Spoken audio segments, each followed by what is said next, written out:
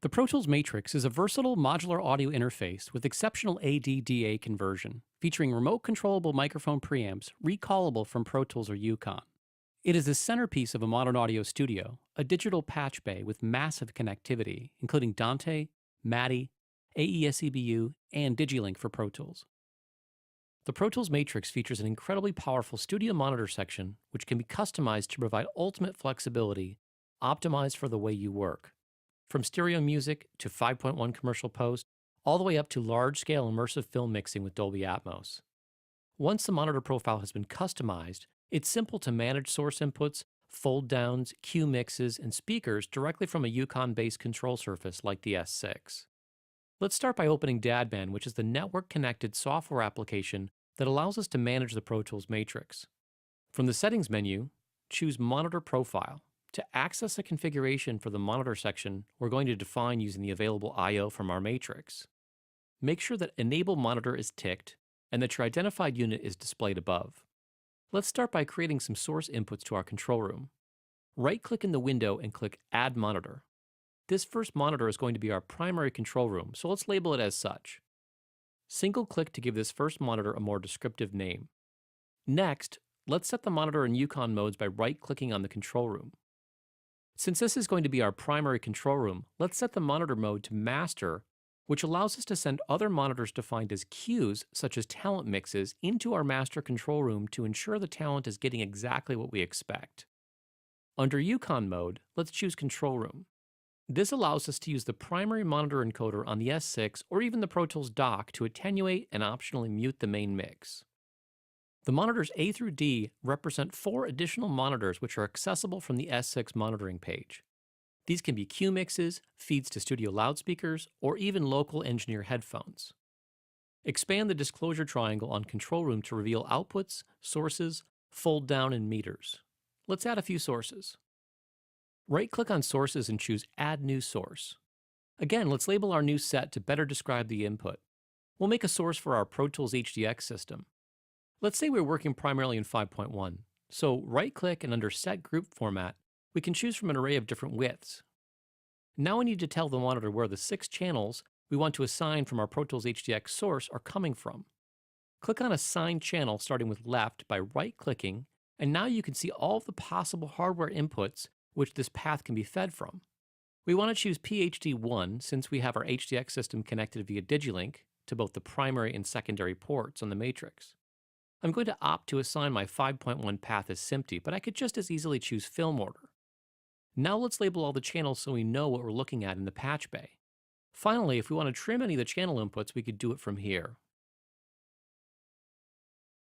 If we right-click back on the Sources header of our control room, the Source Select mode determines whether these will be switched or summed together by default.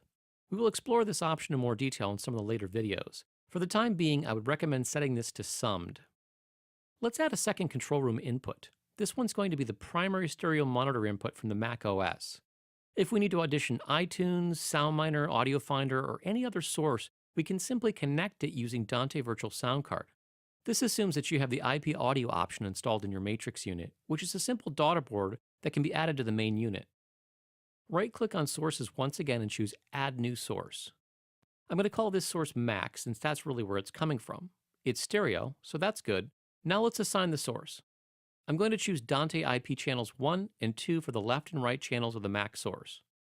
Dante Virtual Sound Card is a fantastic application for Mac or PC that you can get from Audinate.com, which allows you to create a virtual core audio or ASIO driver to send to from your applications. It's a simple $29 license that can be downloaded and authorized directly from the Audinate website. Once you've got it installed and licensed, choose the network interface, the latency, and number of channels, then click Start. Now we can simply assign our primary Mac output to feed Dante Virtual Sound Card. The final step with this Dante-based Mac control room source is to patch the channels on the Dante network. Audinate makes a free application called Dante Controller that you can also download from their website. This application allows us to manage all of the Dante inputs and outputs on the network, which includes Dante Virtual Sound Card and the Matrix hardware.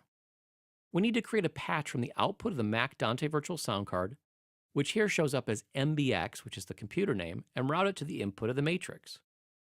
We've now established our connection. Back in the monitor profile window of Dadman, we've got two source inputs now, so let's create a set of monitor speakers to listen through. Right-click on Outputs and choose Add New Set.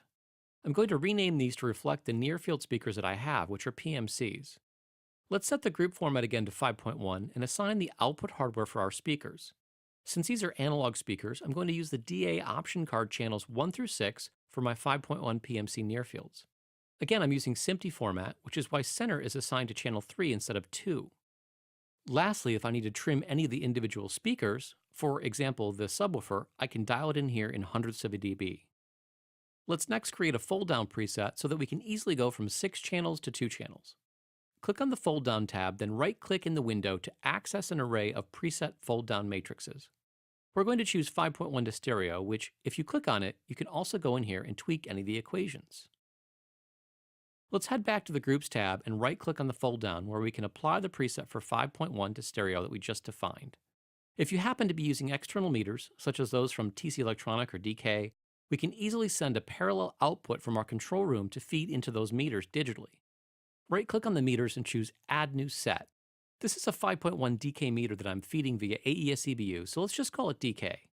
For the channel assignments, I'm going to use the first 6 channels of the built-in AES EBU on the enclosure of the matrix. Lastly, by right-clicking on the meters, I can select either pre- or post-fader operation. We've just scratched the surface of working with monitor profiles in the matrix. In the upcoming videos, we will expand on working with sources, creating Q mixes, and controlling these sources via UConn.